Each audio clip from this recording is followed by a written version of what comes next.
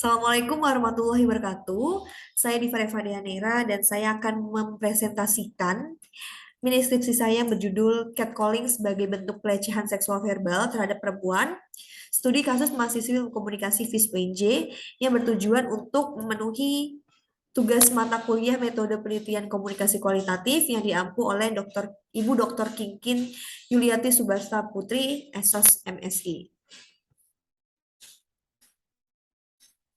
Berikut merupakan daftar isi dari mini skripsi saya. Yang pertama ada pendahuluan, mencakup latar belakang, fokus penelitian, tujuan penelitian, dan juga manfaat penelitian. Selanjutnya, ada kajian teori yang mencakup konsep, review literatur, dan juga variabel catcalling.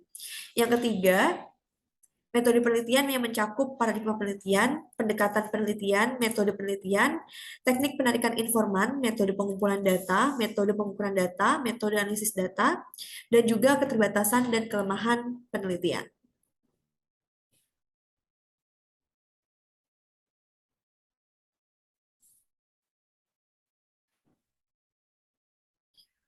Latar belakang, rasa percaya diri memiliki andil yang besar bagi seorang individu untuk melakukan interaksi yang baik dengan orang lain.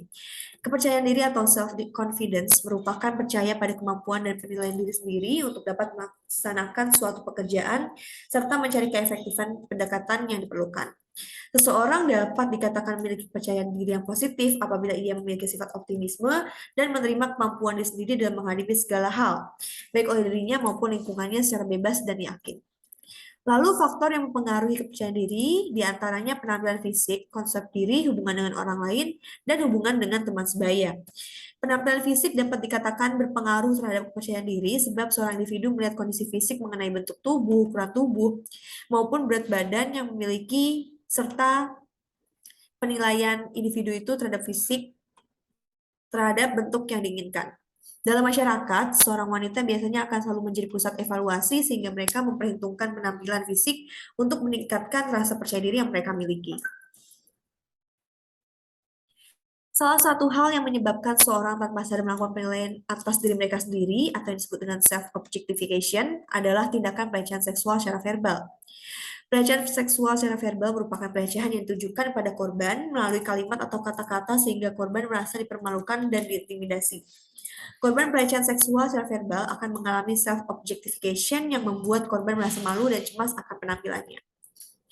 Pelecehan seksual secara verbal dikaitkan dengan peningkatan ketakutan dan persepsi risiko pemerkosaan.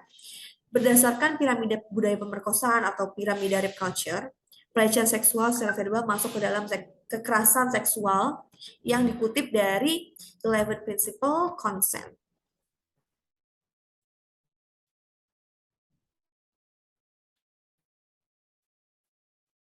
Lalu, dalam piramida budaya perkosaan atau piramida rape culture, yang menempati posisi paling bawah, seperti contohnya obrolan tidak senonoh di tongkrongan, bercanda tentang pemerkosaan, lalu sikap merendahkan perempuan atau kaum LGBT, lalu menyalahkan si korban, dan juga penerapan upah yang tidak setara berdasarkan gender. Lalu, posisi di atasnya berupa tindakan menguntit, memotret atau merekam diam-diam, menggoda seperti bersiul, lalu memperhatikan seseorang yang lewat di depan kita, mengirimkan foto alat kelamin, lalu menyebarkan foto atau kegiatan intim seseorang tanpa konsen atau tanpa persetujuan. Lalu bagian atasnya itu mencakup memaksa atau membohongi pasangan agar mau diajak berhubungan seksual, lalu melepaskan alat kontrasepsi berupa kondom secara diam-diam, lalu sengaja untuk membuat orang tidak sadar atau mabuk agar dapat diajak berhubungan seksual. Dan piramida, bagian yang menempati paling atas piramida berupa kekerasan fisik, verbal, dan juga dapat berupa penganiayaan, pemerkosaan, hingga pembunuhan.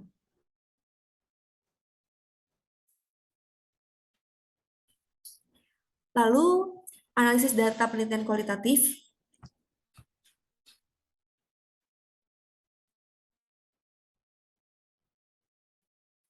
Lalu, per Maret 2022, Komnas Perempuan menerima 49.729 laporan kekerasan seksual yang masuk sepanjang tahun 2012 hingga 2021.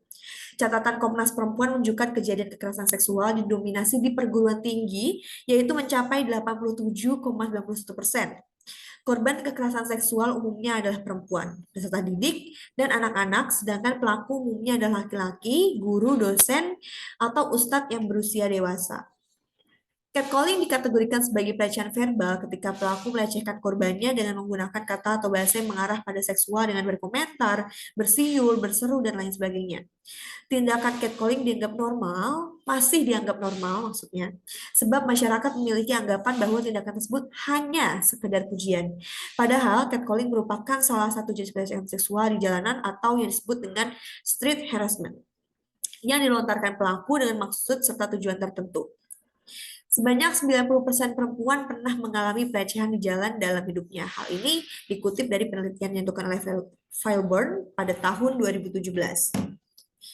Lalu berdasarkan uraian tersebut, maka penulis akan melakukan penelitian mengenai fenomenologi catcalling sebagai bentuk pelecehan seksual verbal terhadap perempuan, studi kasus mahasiswa komunikasi FISP UNJ.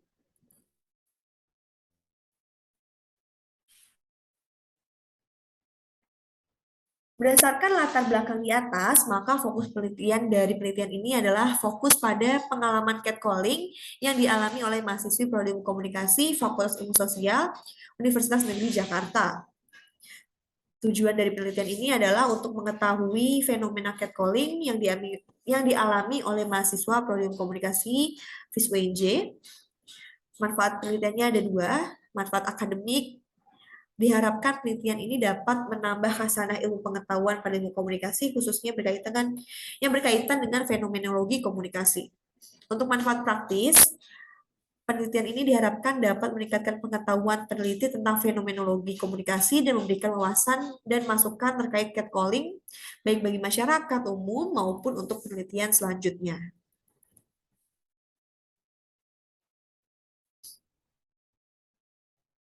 Selanjutnya, pada bab 2 diawali dengan pembahasan konsep. Dalam kehidupan sosial manusia, komunikasi sangat dibutuhkan untuk berinteraksi. Komunikasi antar pribadi merupakan proses penyampaian pesan oleh seseorang dan penerimaan pesan oleh orang lain atau sekelompok kecil orang. Terdapat 7 teori komunikasi antar pribadi yang dikembangkan oleh Robert Craig, yaitu semiotika atau semiotik, fenomenologi atau fenomenologi, sibernetika atau cybernetik, sosiopsikologi atau sosiopsikologikal, sosiokultural atau sosiocultural, kritikal, dan retorika atau retorikal. Pengalaman seseorang yang dijadikan sebagai data untuk memahami realitas merupakan definisi dari teori fenomenologi. Fenomenologi yang berasal dari kata fenomenon berarti kemunculan suatu objek, peristiwa, atau kondisi dalam persepsi seseorang. Dalam sebuah penelitian, fenomenologi berasal dari filsafat dan psikologi, di mana peneliti menggambarkan pengalaman hidup individu tentang suatu fenomena seperti yang dijelaskan oleh peserta penelitian. Selanjutnya, review literatur. Dalam rangka untuk mempermudah proses pengkajian tema dan semua hal yang berkaitan dengan penelitian, maka peneliti mencari referensi penelitian sejenis yang pernah dilakukan sebelumnya. Berikut merupakan beberapa penelitian sejenis yang peneliti jadikan sebagai acuan dalam penelitian ini yang berjumlah 10 penelitian. Yang pertama, penelitian dilakukan oleh Hidayat dan Setianto pada tahun 2020 dengan judul Fenomena Catcalling sebagai bentuk pelecehan seksual secara verbal terhadap perempuan di Jakarta. Hasil dari penelitian ini adalah catcalling dinilai sebagai pelecehan seksual secara verbal dan merupakan bagian dari rape culture. Selanjutnya, penelitian dilakukan oleh Kila dan kawan-kawan pada tahun 2021 yang berjudul catcalling sebagai bentuk pelecehan seksual traumatis. Hasil penelitian yang dilakukan menunjukkan bahwa catcalling merupakan salah satu bentuk pelecehan seksual verbal yang menimbulkan dampak negatif bagi kehidupan sang korban. Penelitian ketiga, yaitu penelitian yang dilakukan oleh Pitaloka dan Putri pada tahun 2021 dengan judul Pemaknaan Kekerasan Simbolik dalam Pelecehan Seksual secara Verbal atau Catcalling. Hasil penelitian ini menunjukkan adanya tiga pemaknaan mengenai catcalling. Yang pertama, catcalling dimaknai sebagai pelecehan dan kekerasan. Yang kedua, catcalling dimaknai sebagai pelecehan tetapi bukan tindakan kekerasan. Yang ketiga, catcalling dimaknai bukan sebagai pelecehan dan kekerasan, sementara dampak yang dirasakan setiap informan mengenai catcalling adalah dampak positif yang dirasakan informan laki-laki sebagai pelaku catcalling, tidak berdampak apapun bagi beberapa informan, dan dampak negatif bahkan sampai pada trauma yang dialami informan wanita sebagai korban catcalling. Penelitian selanjutnya dilakukan oleh Zumi dan Marpuri dengan judul Catcalling sebagai bentuk pelecehan seksual secara verbal terhadap perempuan di Si Junjung, studi kasus di Nagari Pematang Panjang. Hasil dari penelitian ini menunjukkan bahwa catcalling membuat korban merasa direcehkan dan dipermalukan, dan terdapat faktor yang mempengaruhi catcalling, di antaranya gangguan jiwa, adanya kesempatan, rendahnya tingkat pendidikan formal, hingga peredaran konten pornografi yang masif.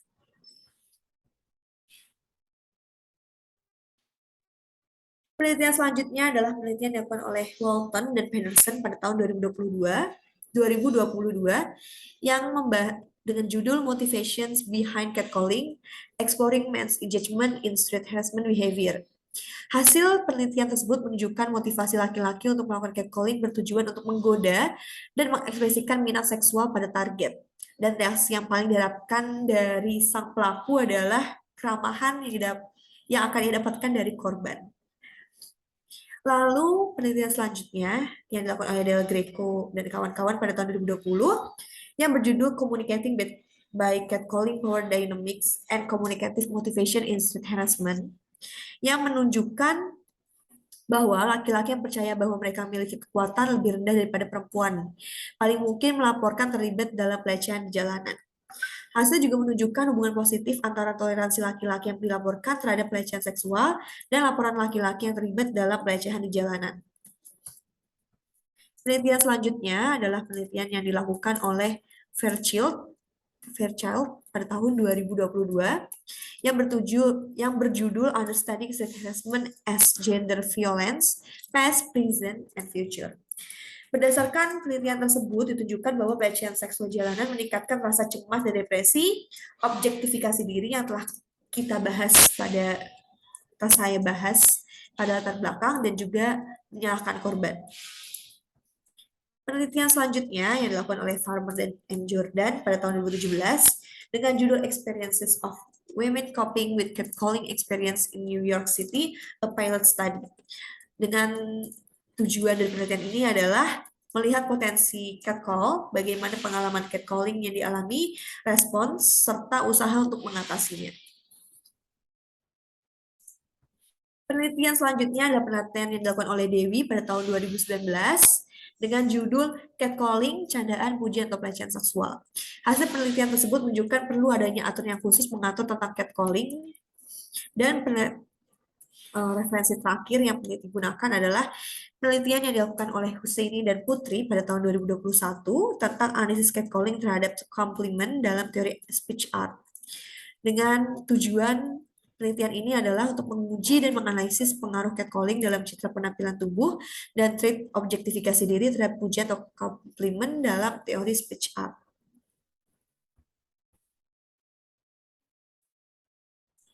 Selanjutnya, penulis peneliti akan membahas mengenai variabel yang digunakan pada penelitian ini, yaitu variabel catcalling.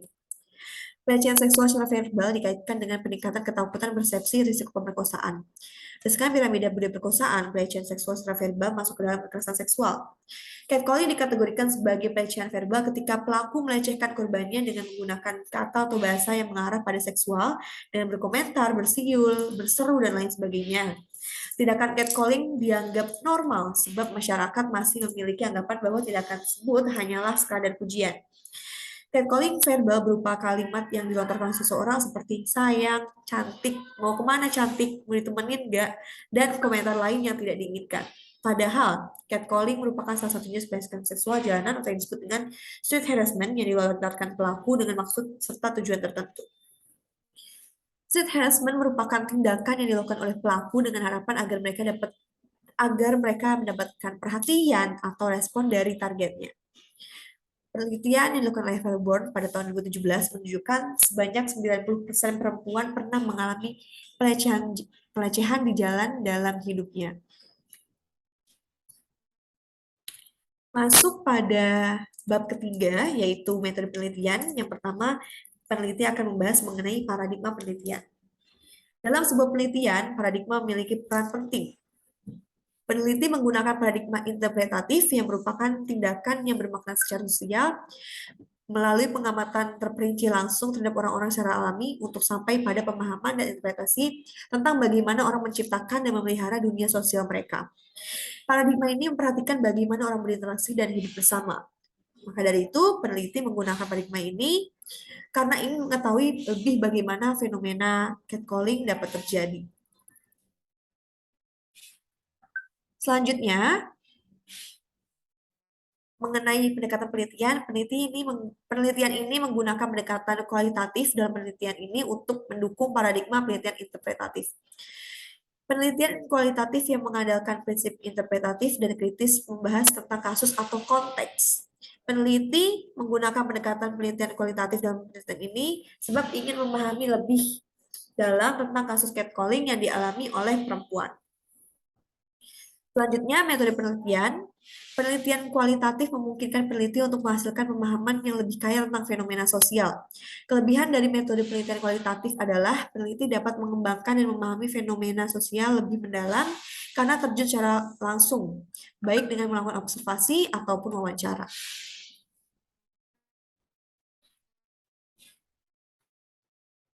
Selanjutnya, teknik penarikan informan. Populasi dari penelitian ini adalah mahasiswa komunikasi FISIP UNJ sebab berdasarkan catatan Komnas Perempuan, kejadian kekerasan seksual dominasi di perguruan tinggi yaitu mencapai 87,91%. Penelitian ini memiliki subjek yang memiliki ciri khusus, maka dari itu peneliti harus membatasi informan dengan membuat kriteria. Dengan demikian, pemilihan informan dalam penelitian ini menggunakan teknik purposive sampling. Pengambilan purposive sampling merupakan jenis pengambilan sampel untuk di situasi khusus. Jadi, penulis memilih informan menurut kriteria tertentu yang ditentukan, yaitu mahasiswa komunikasi FISIP UNJ yang pernah mendapatkan perlakuan catcalling di lingkungan kampus. Selanjutnya, metode pengumpulan data. Pengumpulan data kualitatif bertujuan untuk menggambarkan seseorang, aksi, ataupun kejadian dalam kehidupan sosial secara detail. Metode kualitatif mengandalkan data teks dan gambar, memiliki keunikan langkah-langkah dalam analisis data, dan menggambar pada desain yang beragam.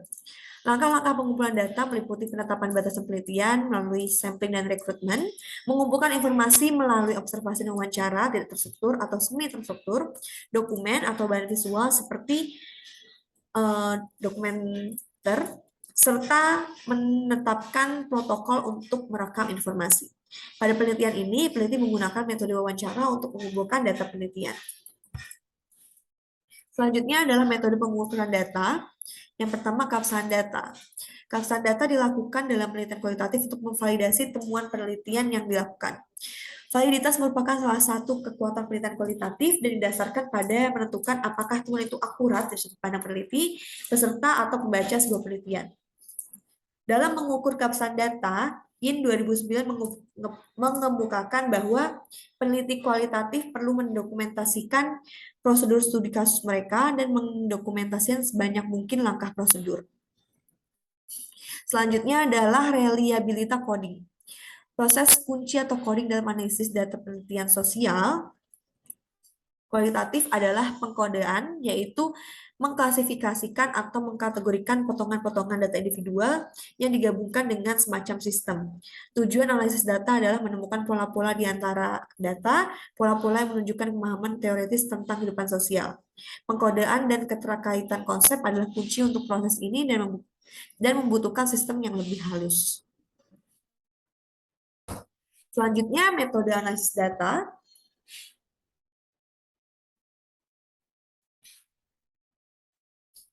Pembahasan metode suatu penelitian kualitatif perlu juga menentukan langkah-langkah dalam menganalisis seragamnya bentuk data kualitatif.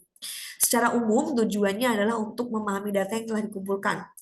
Analisis data penelitian kualitatif adalah dengan prosedur simultan menampi data menggunakan program perangkat lunak seperti komputer kualitatif untuk bantuan, tinjauan proses analisis data, mulai mengkodekan semua data, menghasilkan deskripsi dan tema, mewakili deskripsi dari tema.